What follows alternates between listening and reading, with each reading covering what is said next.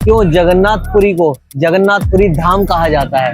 क्यों कहा जाता है कि स्वयं साक्षात श्री कृष्ण का दिल आज भी यहाँ पे एक लकड़ी के लट्ठे के रूप में रखा गया है? तो चलो मैं आपको इस मंदिर से जुड़े हुए इतिहास के बारे में बताता हूँ। जय श्री जगन्नाथ दोस्तों। तो आज की इस वीडियो में मैं आपको लेकर आ चुका हूँ भगवान विष्णु के चारों धामों में से सबसे प्रमुख धाम, जो कि है जगन्नाथ धाम। माना जाता है कि आज के समय में भी भगवान श्री कृष्ण अपने बड़े भाई बलभद्र और अपनी बहन सुभद्रा के साथ यहाँ निवास करते हैं। तो आपको मैं भगवान जगन्नाथ जी के दर्शन के साथ यहाँ इस मंदिर से जुड़े कुछ मिस्टीरियस फैक्ट भी बताऊंगा, जिसे मानकर नास्तिक भी आस्तिक में बदल जाएगा। और संपूर्ण जानकारी दूंगा कि अगर आप लोग जगन्नाथपुरी आने का सोच रहे हैं, प्लान कर रहे हैं या कभी आना चाहते हैं तो आप कैसे आए, और यहाँ आने के बाद आप कौन से होटल में स्टे करें, यहाँ खाने पीने की अरेंजमेंट कैसे है। तो प्लीज मेरी इस वीडियो को स्किप मत करना, अंत तक जरूर देखना। और अगर अंत में अच्छी लगे तो प्लीज इसे लाइक करना, शेयर करना, और चैनल को अभी तक सब्सक्राइब नहीं किया तो प्लीज इसे सब्सक्राइब करना। तो चलो चलते हैं आगे।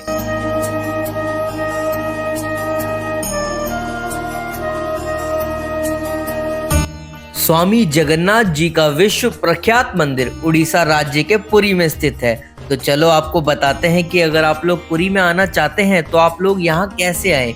यहाँ आने का सबसे बेस्ट तरीका है ट्रेन से, जो कि आपको सीधा पुरी के रेलवे स्टेशन उतारेगी। या फिर आप लोग अगर बाय एयर आना चाहते हैं तो आपको पुरी के नियरेस्ट एयरपोर्ट भुवनेश्वर आना होगा। भुवनेश्वर पहुँचने के बाद आप वहाँ से बस या टैक्सी लेकर इजीली पुरी आ सकते हैं, जिसका टोटल डिस्टेंस है 60 किलोमीटर, जिसमें आपको 1 से 1.5 घंटा लगेगा। और अगर आप लोग बस से आना चाहते हैं तो बस का फेयर आपको 100 रुपीज़ पड़ेगा, और अगर आप लोग टैक्सी से आना चाहते हैं तो उसका फेयर आपको 1500 रुपीज़ पड़ेगा। टैक्सी आपको पुरी के रेलवे स्टेशन उतारेगी। वहां से मंदिर की दूरी लगभग 2 किलोमीटर की है। वहां तक पहुंचने के लिए आपको रेलवे स्टेशन के बाहर से ही इजीली ऑटो या रिक्शा मिल जाएगा, जो कि आपको पुरी के मंदिर से स्टार्टिंग पॉइंट, जो कि है ग्रैंड रोड पर उतारेगी, जहां से मंदिर की दूरी लगभग 300 से 400 मीटर बचती है। अब मैं आपको बताता हूँ, अगर आप लोग पुरी आने का प्लान कर रहे हैं तो कौन सा टाइम बेस्ट है पुरी आने का। पुरी आने का टाइम बेस्ट है दिसंबर से फरवरी, क्योंकि यहाँ पे मौसम बहुत ही अच्छा होता है और बाकी जगह ठंड होती है, यहाँ पे ठंड नहीं होती, इसलिए मोस्टली आपको क्राउड यहाँ पे दिसंबर से फरवरी के बीच में दिखेगा। हम भी यहाँ पे आए। और एक इम्पोर्टेंट बात, अगर आप इस महीने आओगे, दिसंबर से फरवरी के बीच में आओगे, तो आपको होटल्स की बुकिंग पहले ही करानी पड़ेगी, वरना होटल्स बहुत दिक्कत होगी आपको मिलने में, और मिलेंगे तो कॉस्टली मिलेंगे। हमने कराया नहीं था, इसलिए हमें काफ़ी कॉस्टली पड़ा। हमें होटल 2500 रुपये एक दिन का पड़ा, जो कि बीच के पास 200 से 300 मीटर की दूरी में हमने लिया है। और उस होटल का नाम है अन्नपूर्णा हिन। हम आपको दिखाते हैं उस होटल का रूम। ये था होटल। ये होटल, इस होटल के जस्ट सामने ही बीच है, गोल्डन बीच पूरा है सामने। और ये होटल का रूम अब हम आपको दिखाते हैं।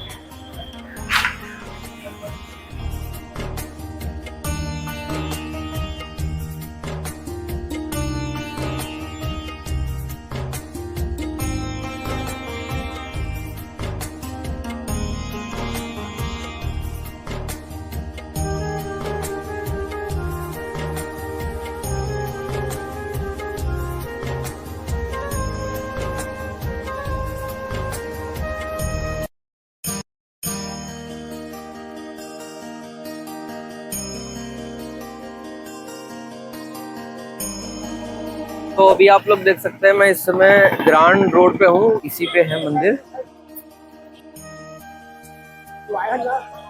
ये रहा मंदिर, जगन्नाथ जी का मंदिर। और आप देख सकते हैं ये जो शेल्टर्स लगे हैं, यहीं से लाइन शुरू हुई है आपके अंदर मंदिर के एंट्री के लिए।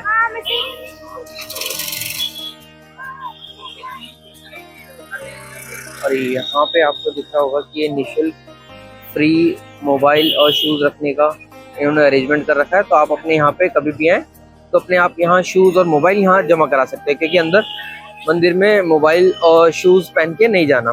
तो आइए अब बात करते हैं इस मंदिर के बारे में। एक्चुअली ये जगन्नाथपुरी जो टेम्पल है, इसके 4 प्रवेश द्वार हैं। तो अब मैं आपको जगन्नाथपुरी के चारों प्रवेश द्वारों के बारे में कुछ इम्पोर्टेंट फैक्ट्स बताता हूँ कि क्यों हर द्वार रखता है अपनी इम्पोर्टेंस।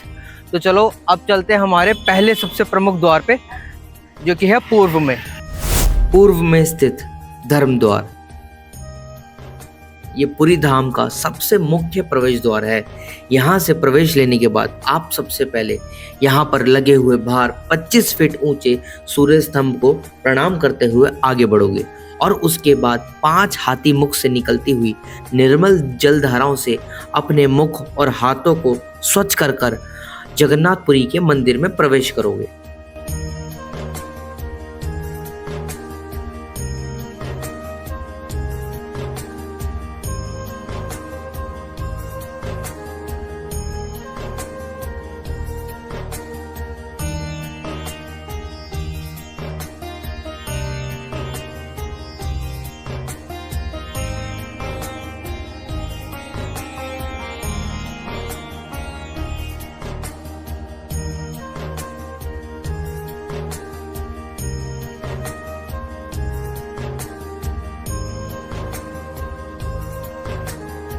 अभी आप लोग मेरे पीछे देख सकते हैं, मैं जगन्नाथपुरी मंदिर के दक्षिणी द्वार की तरफ आ चुका हूं, जिसको अश्व द्वार भी कहते हैं। कहा जाता है कि पहले के ज़माने में इस द्वार से सिर्फ राजा महाराजा ही एंट्री करा करते थे, परंतु इस समय सबकी एंट्री इधर से अलाउड है।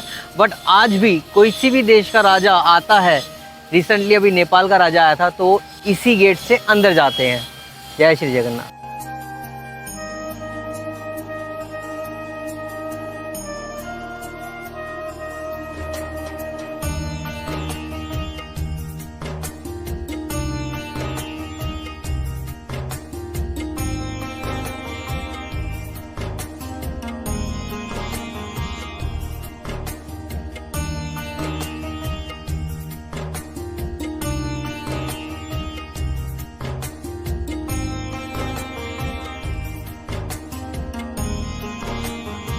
तो अभी मैं जगन्नाथपुरी टेम्पल के तीसरे द्वार पर आ चुका हूँ, जो कि पश्चिमी दिशा की तरफ, जिसे पश्चिमी द्वार भी कहा जाता है। और आप देख सकते हैं इस दरवाजे पे 2 बाग लगे हैं, इसलिए इन्हें बाग द्वार भी कहा जाता है।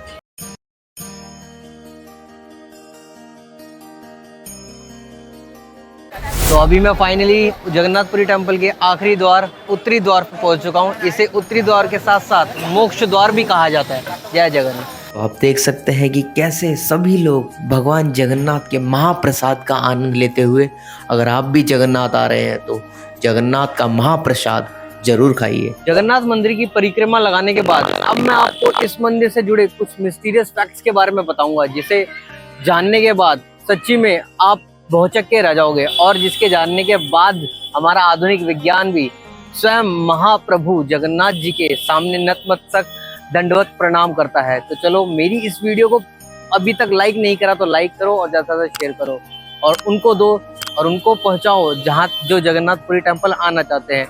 तो चलो मैं आपको बताता हूं इसके बारे में। फैक्ट नंबर 1, जगन्नाथ धाम के मंदिर के गुंबद के ऊपर लगा हुआ ये ध्वज, कहा जाता है कि इस ध्वज की अपनी ही मान्यता है।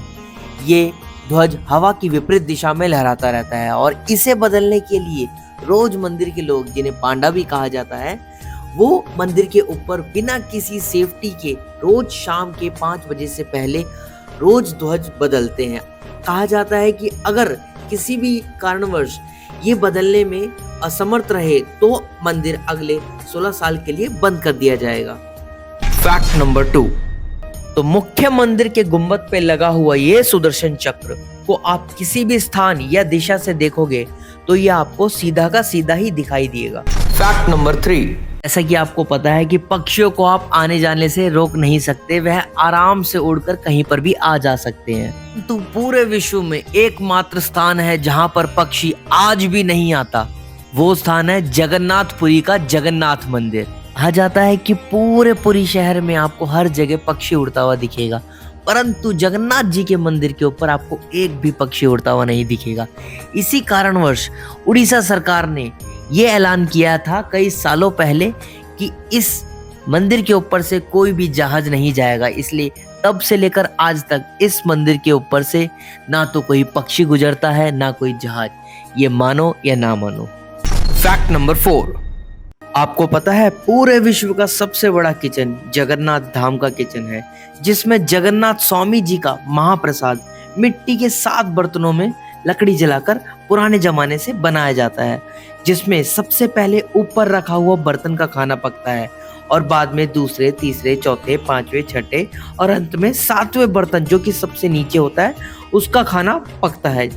और ऐसा भी कहा जाता है कि ये महाप्रसाद चाहे 100 लोगों के लिए बने या 1000 के लिए और आ जाए लाखों, बट जगन्नाथ स्वामी जी के आशीर्वाद से इसमें कभी कमी नहीं पड़ती और ये महाप्रसाद चलता ही रहता है। आप कभी भी जगन्नाथ आए तो महाप्रसाद खाना ना भूले। जय जगन्नाथ। Fact number 5। तो जैसे कि आप लोगों को पता ही होगा कि जगन्नाथ मंदिर में कहा जाता है कि साक्षात श्री कृष्ण का दिल एक लकड़ी के विग्रह में रखा गया है, जो कि हर 15 साल के बाद उस विग्रह को बदला जाता है। तो आपको पता है कि जो पुराना विग्रह होता है उसको मंदिर के अंदर ही उत्तरी द्वार की तरफ एक स्थान पर मिट्टी के अंदर दफना दिया जाता है और जब नए लकड़ी के विग्रह में श्री कृष्ण के दिल को रखा जाता है तो पूरी उड़ीसा की बिजली को काट दिया जाता है ताकि कोई भी उस शक्ति का अनुभव नहीं कर सके।